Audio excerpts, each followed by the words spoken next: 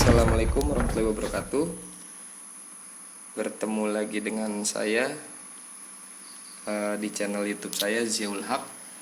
Kita kali ini akan membahas balik lagi ya tentang sejarah, khususnya tentang sejarah peradaban Romawi kuno bagian 2 pada masa kekaisaran. Pastikan juga kalian sudah menonton video bagian pertama tentang peradaban Romawi pada masa kerajaan dan republik. Ya, kita coba, kalau misalnya di kelas di sekolah kalian akan belajar ini di kelas 10 sejarah peminatan bagian ya IPS, jurusan IPS. Baik, kita akan langsung masuk ke bahasan. Masih ingat nggak di video bagian pertama itu setelah Julius Caesar terbunuh kemudian terjadi pertentangan antara triumvirat kedua ya, kemudian runtuhnya republik ini membuat seseorang bernama Octavianus naik menjadi kaisar setelah dia berhasil menyingkirkan partnernya dalam triumvirat kedua. Orang itu bernama Octavianus dan sekaligus orang inilah yang memulai sebuah periode kekaisaran, di mana setelah Octavianus ini kemudian wafat, yang memerintah di Romawi adalah keturunannya. Nah, ini yang disebut sebagai sistem dinasti.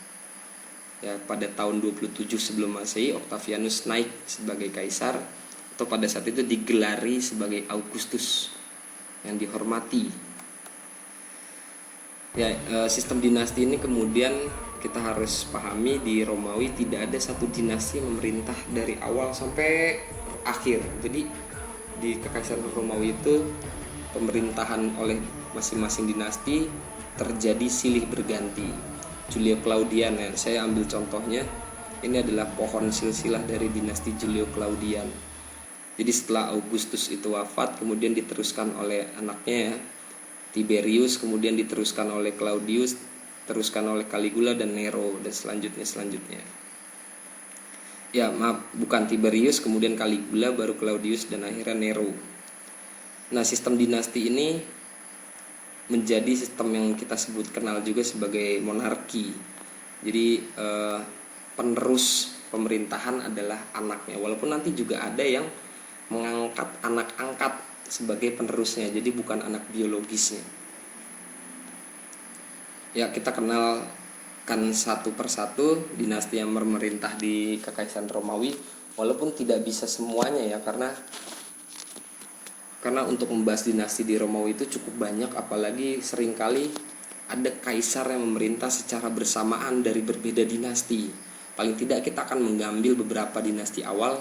Yang pertama ada dinasti Julio Claudian sampai 68 Masehi. Setelah itu kemudian dilanjutkan adanya pertempuran antara 4 orang yang mengklaim sebagai kaisar, dimenangkan oleh Vespasianus dari dinasti Flavian, yang kemudian secara singkat memerintah, dan dilanjutkan dinasti Nerva Antonina.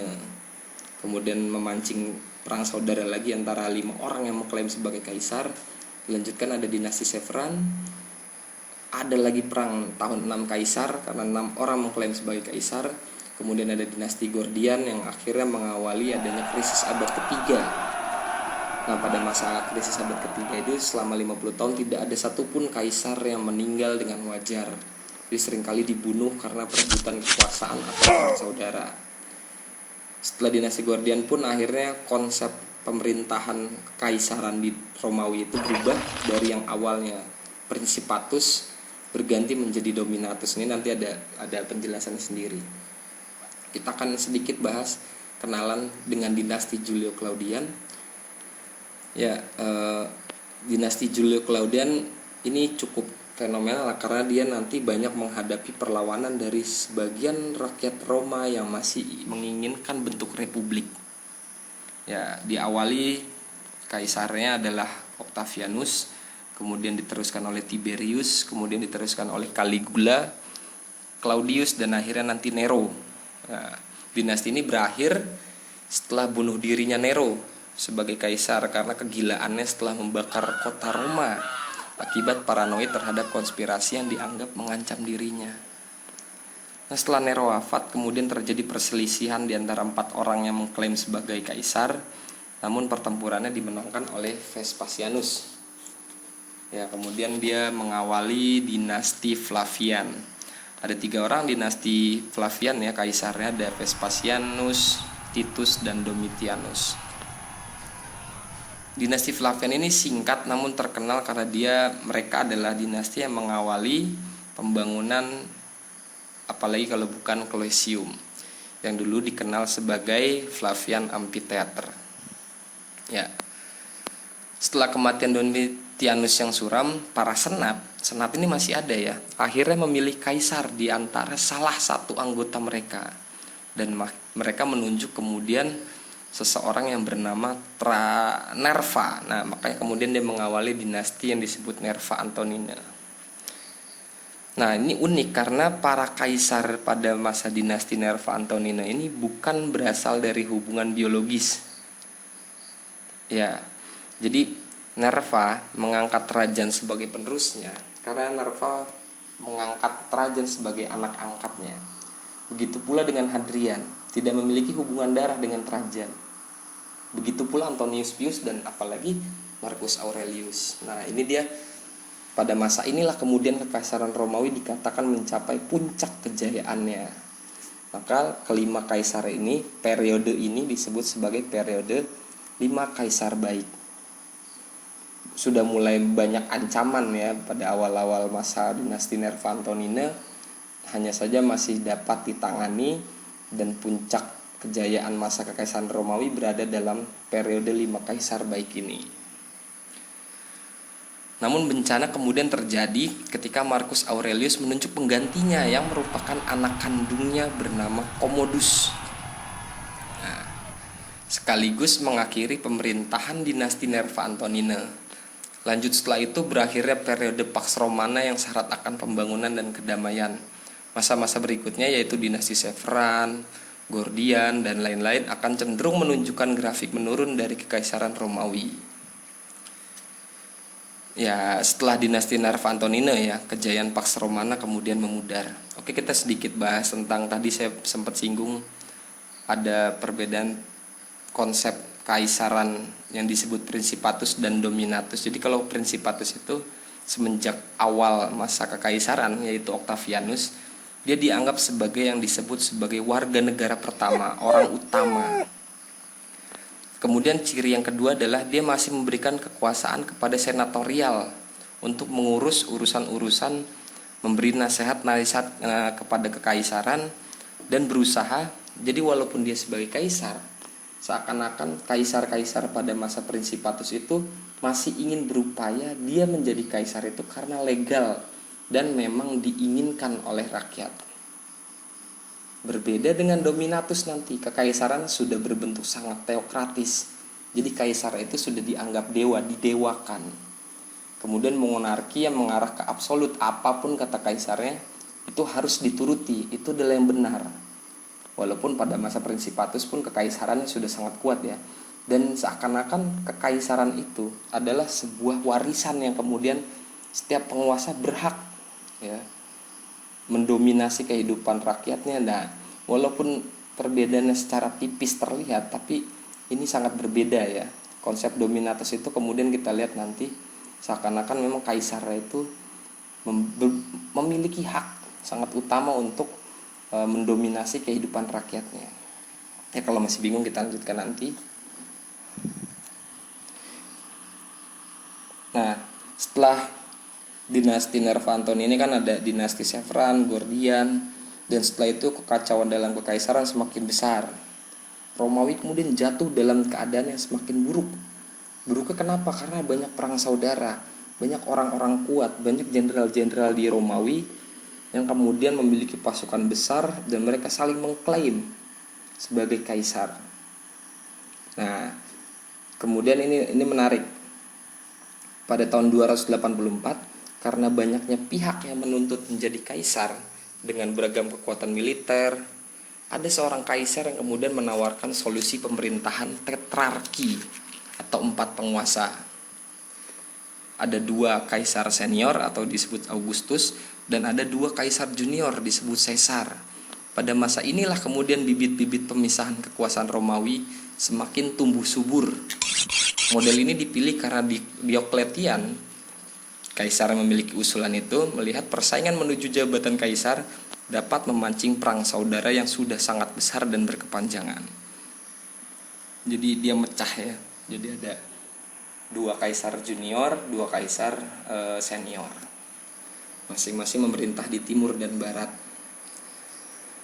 Setelah Diocletian dan pemerintahan tetrarki, nah berturut-turut ada beberapa dinasti lain ya. Yang pertama adalah dinasti Konstantin. Salah satu kaisar yang terkenal adalah Konstantin yang Agung, yang kemudian menerapkan Kristen sebagai agama negara. Kemudian ada dinasti Valentinian dan ada lagi dinasti Theodosian. Dinasti Theodosian atau Theodosius ini karena si Theodosius satunya itu kemudian menjadi kaisar terakhir, di mana kekuasaan Romawi Barat dan Romawi Timur masih dipegang oleh satu dinasti, oleh satu orang, oleh satu kaisar. Karena setelah itu penerusnya Theodosius, masing-masing anaknya sudah menerapkan yang namanya pemisahan Romawi Barat dan Romawi Timur. Satu Romawi Barat, satu Romawi Timur, nanti kita akan lihat petanya. Dan akhirnya nanti kaisar-kaisar terakhir Romawi Barat yang sudah siap menyongsong kehancurannya Romawi. Ya, yang paling terakhir nanti adalah Romulus Augustulus, karena setelah Romulus Augustulus kekuasaan dinasti sebagai kaisar Romawi Barat itu sudah diputus garisnya. Nah, ini Theodosius membelah kekaisaran menjadi 2. Jadi setelah wafatnya Theodosius kemudian ada kita kenal nanti Romawi Barat. Ya, kota utamanya adalah di Roma. Kemudian satu lagi adalah Romawi Timur, kota utamanya atau ibu kotanya di sekarang kita kenal kota Istanbul, dulu bernama Konstantinopel. Ini pada tahun 395 Masehi. Ya. Jadi kaisar terakhir yang memegang kekuasaan Romawi baik Barat maupun Timur setelah wafatnya dia, ini anak-anaknya Honorius dan Lurius masing-masing berkuasa di satu Romawi Barat dan satu lagi di Romawi Timur. Dengan demikian kemudian Romawi secara sah terpisah menjadi 2. Malangnya bagi Romawi Barat, kehancuran semakin lama semakin mendekat. Berbagai masalah datang dan menyebabkan pemerintahan Romawi Barat semakin tidak mampu lagi menyelesaikannya. Nah, ini kemudian kita lihat kehancuran Romawi Barat.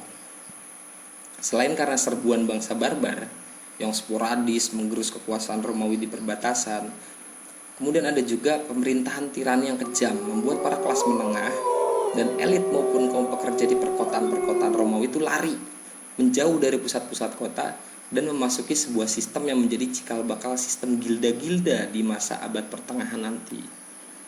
Kemudian dengan sepinya kota-kota Roma, kegiatan produksi pun menjadi berhenti. Nah, selain itu ada juga perang saudara. Kita tahu tadi beberapa jenderal-jenderal Romawi dengan variasi kekuasaan militernya saling mengklaim memperebutkan kekuasaan dan bahkan mereka pun merekrut kaum barbar suku Germanik sebagai tentaranya. Selain itu juga ya karena berhentinya sepinya kota-kota Romawi, kegiatan produksi pun menjadi berhenti, yang ada hanya konsumsi. Roda ekonomi akhirnya melambat, aktivitas perdagangan semakin jarang, dan akhirnya tumbuhlah perkebunan dari latifunda yang ada pada masa Romawi dan memunculkan penguasa atau tuan tanah ya, yang semakin tidak menghiraukan lagi kekuasaan pusatnya Romawi, karena kemudian apatisme atau rasa cuek dari para penguasa-penguasa perkebunan latifunda itu terhadap kekuasaan Romawi, karena mereka pemerintahannya kejam. Selain itu, bangsa barbar semakin banyak terserap ke dalam kekaisaran Romawi menjadi warga negara, yang tentunya mereka membawa konflik etnis mereka masing-masing plus rasa nasionalismenya atau rasa cinta tanah air terhadap identitas Romawinya jauh lebih tipis dibandingkan orang Romawi asli. Nah, kemudian proses ini terjadi selama ratusan tahun. Jadi identitas Romawi ini kemudian digerus oleh adanya penyerapan suku bangsa Jermanik terhadap kewarganegaraan Romawi. Kemudian proses asimilasi ini lantas membuat kedudukan kaum barbar menjadi kuat dan orang Romawinya makin lemah, begitu ya. Jadi mampu menembus tembok pembatas peradaban Romawi secara perlahan. Saya ada ilustrasinya kayaknya. Nah, ini kita kenalan dulu suku bangsa Jermanik itu bukan suku-suku Jerman gitu ya. Kita tahunya orang Jerman sekarang. Jadi suku Jerman adalah rumpun suku, di dalamnya itu terdapat suku-suku seperti suku Goth ya. Ini kemudian ada lagi suku Frank, nenek moyangnya orang-orang Prancis. Kemudian adalah Anglo-Saxon Jute, itu adalah nenek moyangnya orang-orang Inggris.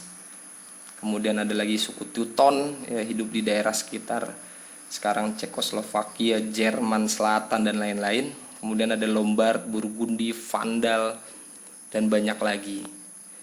Mereka umumnya dari arah utara, Eropa Utara ya.